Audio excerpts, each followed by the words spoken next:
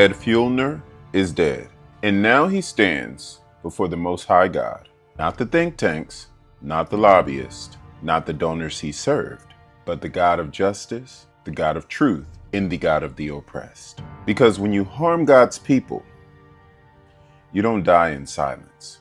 You die into judgment.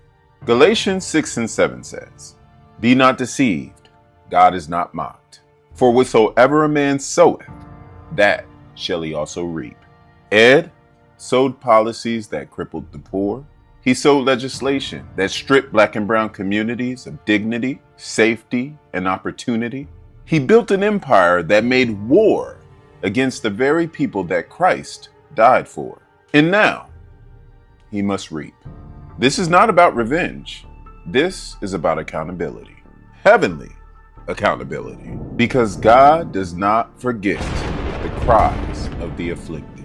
Proverbs 22 verses 22 to 23 says, "Do not exploit the poor because they are poor, and do not crush the needy in court. For the Lord will take up their case and exact life for life."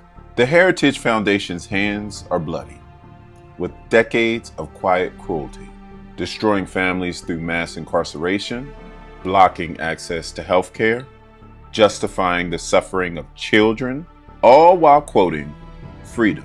But God sees everything done in the darkness. Ecclesiastes 12:14 says, "For God will bring every deed into judgment, including every hidden thing, whether it is good or evil." He may have escaped earthly punishment, but he did not escape the throne of God. And for those still carrying out his wicked policies, hear this.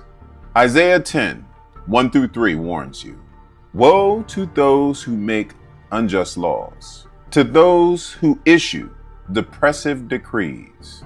What will you do on the day of reckoning, when disaster comes from afar?" This isn't politics. This is spiritual warfare. And the kingdom of God does not sleep while his people suffer. So no, we don't rejoice in death. We rejoice in truth. And the truth is, when you build your empire off the backs of the oppressed, your fall is guaranteed. Fjellner is